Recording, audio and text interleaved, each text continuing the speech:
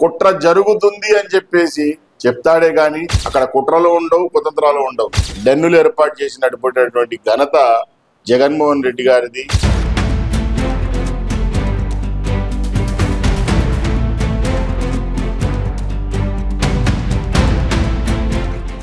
బెంగళూరు నుంచి హైదరాబాద్ షిఫ్ట్ అవబోతున్న జగన్మోహన్ రెడ్డి ఎందుకంటారు?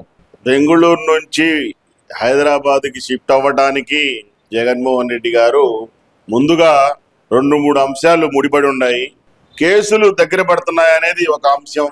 దాంట్లో భాగంగా అందుబాటులో ఉండాలి అనే ఒక స్ట్రాటజీతో మకాం హైదరాబాద్కి మార్చారు. మరొకటి, రాష్ట్ర ప్రజలందరూ కూడా దాదాపు 2-3 రాష్ట్రాల అవతల ఉంటున్నటువంటి నాయకుడు అని చెప్పేసి మరీ నానుడు పదం ఎక్కువైపోయింది కాబట్టి దాన్ని కూడా పరిగణలోకి తీసుకొని మరి పక్క రాష్ట్రంలోనే ఉన్నాడు అనే ఒక విధంగా హైదరాబాద్కి రావటం అదొక కోణం. మరో పక్క ఏదైతే ఆయనకి అత్యధికంగా ఉన్నటువంటి ఆస్తుల పరిరక్షణ కోసం కూడా వస్తున్నాడు ఇక్కడికి అని చెప్పేసి భావించాలి. ఇవన్నీ జగన్మోహన్ రెడ్డి గారి యొక్క నేర సామ్రాజ్యానికి సంబంధించి మళ్ళా అడ్డాగా హైదరాబాద్ కేంద్రాన్ని మరి నియమించుకున్నాడని చెప్పేసి భావించవచ్చు. దాంట్లో భాగంగానే మరి హైదరాబాద్కి రావటం అది అని చెప్పేసి మనం కూడా భావించాలి. ఇవాళ గతంలో ఎన్నెన్నో కుట్రలు పన్నినటువంటి ఉదంతం కూడా ఆయనకు హైదరాబాద్ నుంచే మరి ఉంది. మరోపక్క మిత్రులు కూడా వారికి సూచనలు ఇచ్చి ఏదైతే తెలంగాణ గత పాలకులు ఆయన యొక్క మిత్రులు ఆయన్ని మరి వీళ్ళందరూ కలిసి గూడుపుటాన్ని చేయడానికి బాగుంటుందని హైదరాబాద్కి వాళ్ళు కూడా ఆహ్వానించినట్టున్నారు. దాంట్లో భాగంగా హైదరాబాద్కి వస్తున్నారు. ఇవాళ ఆయన బెంగళూరులో ఉన్నా, హైదరాబాద్లో ఉన్నా, ఎక్కడ ఉన్నా ఆయన ఆంధ్ర రాష్ట్ర ప్రజల ద్రోహి. ప్రజలు ఆ విధంగానే ఆయన్ని పరిగణలోకి తీసుకుంటారు. ఆయన మరి ముందుగా రేపు కేసుల పుస్తకం తెరిస్తే మరి శ్రీకృష్ణ జన్మస్థలానికి వెళ్లే రోజులు కూడా దగ్గర పడుతున్నాయని చెప్పేసి మరొక్కసారి అందరికి గుర్తు చేస్తూ ఆయన యొక్క ఏదైతే ఆస్తుల వ్యవహారాలు ఉన్నాయో వాటిని కూడా ఒక కొలిక్కి తీసుకురావాలి ఎలక్షన్ ముందే అని చెప్పేసి మరి ఆయన అక్కడ స్థావరం ఏర్పాటు చేసుకుంటున్నాడని చెప్పేసి భావించవచ్చు అని చెప్పేసి ఈ సందర్భంగా చెప్తా ఉన్నాను. హైదరాబాద్ అయితే కనుక అక్కడికి లోకేష్ గారు, పవన్ కళ్యాణ్ గారు కూడా వీకెండ్ లో వెళ్తున్నారు కాబట్టి జగన్మోహన్ రెడ్డి గారు అక్కడికి షిఫ్ట్ అవుతున్నారు. తెలుగు రాష్ట్రాల్లో ఎక్కడున్నా పర్లేదు అనే భావంలో ఉన్నారు అనే మాట వినపడుతుంది కదా, అది వాస్తవమే అనుకోవాలంటారా? ఇవాళ లోకేష్ బాబు గారు కావచ్చు, పవన్ కళ్యాణ్ గారు కావచ్చు, వాళ్ళ యొక్క జీవన ప్రస్థానం హైదరాబాద్ తో ముడిపడి ఉంది. ఎందుకంటే వాళ్ళకి కానీ వీళ్ళకి కానీ చిన్న వ్యాపారాలు ఈయనకి సినీ పరిశ్రమతో ఉంది కాబట్టి పవన్ కళ్యాణ్ గారికి ఆయన మరి వాళ్ళ యొక్క ఇది వేరు. ఇవాళ జగన్మోహన్ రెడ్డి గారి విషయానికి వచ్చేసరికి ఆయనకి దాదాపు దేశం ప్రపంచ ఖండాలు దాటి దేశాలు దాటి కూడా అక్రమ వ్యాపారాల అడ్డాలు ఎన్నుండియో ఆంధ్ర రాష్ట్ర ప్రజలకు తెలుసు. జగన్మోహన్ రెడ్డి గారు వాళ్లతో జనాలు పోల్చుకోరు. జగన్మోహన్ రెడ్డి గారి యొక్క స్థానం జనాల్లో ఎటువంటిదంటే డాకు మహారాజ్ లాంటి ఉద్దేశం జనాల్లో ఆయనది. కాబట్టి ఆంధ్ర రాష్ట్ర ప్రజలు ఎప్పుడు పవన్ కళ్యాణ్ గారితో కానీ, లోకేష్ గారితో కానీ జగన్మోహన్ రెడ్డిని బేరీజు చేయరని చెప్పేసి చెప్తున్నా. ముఖ్యంగా పవన్ కళ్యాణ్ గారి గురించి వీళ్ళు చెప్తా ఉంటారు, రోజా గారు కావచ్చు, మరి కొంతమంది నాయకులు.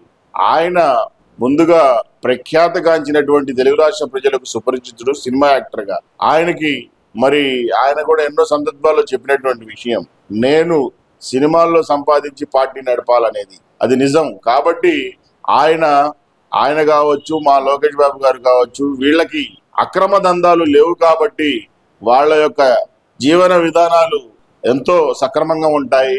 ఇవాళ ఏదైతే గతంలో మనం చూసాం, కల్తీ లిక్కర్ స్కాములు దేశ విదేశాల్లో కూడా డెన్నులు ఏర్పాటు చేసినటువంటి ఘనత జగన్మోహన్ రెడ్డి గారిది. ముమ్మాటికి ఎవరు కూడా ఆయన నేను రాముడు మంచి బాలుండి అని ఆయన చెప్పుకుంటాడే కానీ జనాలైతే ఆయన్ని రాక్షసుడిగానే భావిస్తారని చెప్పేసి ఈ సందర్భంగా చెప్తా ఉన్నా. ఇక్కడ ప్రధానంగా తీసుకుంటే గనక జగన్మోహన్ రెడ్డి గారు ఈ రోజు జువ్వల దిన్నె పర్యటన అసలు ఎలా చూడాలంటారు? బోగోలు మండలం నెల్లూరు జిల్లా జువ్వెల దిన్నె ఆయన చెప్పుకొచ్చే విషయం ఏదైతే జువ్వెలి దిన్నె పోర్టు ప్రైవేటీకరణ కుట్ర జరుగుతుందనేసి ఆయన చెప్తాడు. ఏదైతే నెల్లూరు జిల్లా బోగోలు మండలం జువ్వెలి దిన్నె పోర్టు ఉందో 76 ఎకరాల 89 సెంట్లు, మరి దాదాపు 1250 బోట్లు నిలుపుకునే సామర్థ్యంగా దేశంలోని అత్యంత ప్రతిష్టాత్మకంగా అతి పెద్దదైన ఫిషింగ్ హార్బర్ గా దాన్ని నరేంద్ర మోడీ గారి చేతుల మీదుగా కూటమి ప్రభుత్వం వచ్చిన తర్వాత మరి దాన్ని రీఓపెనింగ్ చేయించినటువంటి పరిస్థితి కూటమి ప్రభుత్వాన్ని, ఆ ఘనత చంద్రబాబు నాయుడు గారిది.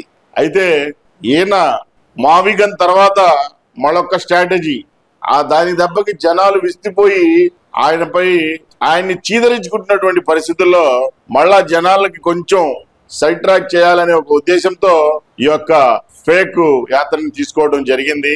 ఇవాళ మత్స్యకారులకు భరోసాగా కూటమి ప్రభుత్వం, చంద్రబాబు నాయుడు గారు, మరోపక్క మరి పవన్ కళ్యాణ్ గారు ఎంతో అండగా ఒక మంచి ప్రణాళికలతో వాళ్ళ యొక్క అభ్యున్నతి సంకల్పించి పనిచేస్తూ వాళ్ళ యొక్క పురోగతి సాధించాలనే ఒక దిశలో మరి వివిధ రకాలుగా వాళ్ళకి ప్రోత్సాహకాలు అందిస్తున్నటువంటి ఘనత కూటమి ప్రభుత్వాన్ని. జగన్మోహన్ రెడ్డి కేవలం ఒక అబద్ధపు మాటల ప్రచారాలతో బయటకు వచ్చి ఆ విధంగా జనాల్ని మభ్యపెట్టాలని చూస్తున్నటువంటి కుట్రగానే ఈ యొక్క యాత్రని చూడాలని చెప్పేసి నేను ఆంధ్ర రాష్ట్ర ప్రజలకు కూడా విన్నవించుకుంటున్నాను. వేలాదిగా లక్షలాదిగా మత్స్యకారులు జగన్మోహన్ రెడ్డి గారికి అండగా వచ్చారు అంటున్నారు కదా. పేటిఎం గాళ్ళు, పేటిఎం బ్యాచ్ ఆయన ఇక్కడ వచ్చినటువంటి వాళ్ళు, ఎందుకంటే మనకు తెలుసు జగన్మోహన్ రెడ్డి గారు ఎక్కడికి వెళ్ళినా లక్షలాది రూపాయలు వెదజల్లి వాళ్ళ యొక్క ఏదైతే నాయకత్వం ఉంటుందో సెకండరీ క్యాడరు వాళ్ళు జనాల్ని మోహరిస్తారు. గతంలో ఏదైతే పీకే ప్రశాంత్ కిషోర్ స్ట్రాటజీ ఉందో దాన్ని మళ్ళా తెరపైకి తేవాలనే ఒక దురాలోచనలతో జగన్మోహన్ రెడ్డి గారు ఈ జన సమీకరణలకి మళ్ళా తెరలేపారని చెప్పేసి భావించాలి. ఇవాళ ఏ ఒక్క మత్స్యకార సోదరుడు కూడా ఎంతో సంతోషంగా కూటమి పాలనలో వాళ్ళకు లభిస్తున్నటువంటి ప్రోత్సాహకాలకి ఆకర్షితులై వాళ్లకు మద్దతుగా, కూటమి ప్రభుత్వానికి మద్దతుగా వాళ్ళు సహాయ సహకారాలు అందిస్తూ వాళ్ళు అభివృద్ధి చెందుతూ ఎంతో ఒక సోదర భావంతో కూడా ముందుకు సాగుతున్నటువంటి పరిస్థితి ఆంధ్ర రాష్ట్రంలో మనం చూడవచ్చు. ఇవాళ ఈ కుట్రల రాజకీయంలో భాగంగా జగన్మోహన్ రెడ్డి గారు ఒక అబద్ధపు మాటని ఇవాళ ఆయన చూడండి, ఆయన మాట్లాడే మాటల్లోనే కుట్ర జరుగుతుంది అని చెప్పేసి చెప్తాడే గాని అక్కడ కుట్రలు ఉండవు, కుతంత్రాలు ఉండవు. కుట్రలైనా కుతంత్రాలైనా కేవలం జగన్మోహన్ రెడ్డి గారితోనే నడుస్తాయి.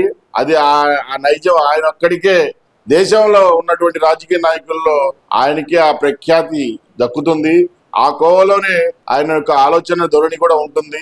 విధ్వంసం, కుల మతాలు, ప్రాంతాలు విభజించాలి, ఏదైతే బ్రిటిష్ వాళ్ళ స్ట్రాటజీ ఉందో ఆ విధంగా జగన్మోహన్ రెడ్డి గారిది కూడా అదే కోవకి చెందినటువంటి స్ట్రాటజీగా మనకందరికీ తెలిసినటువంటి విషయం.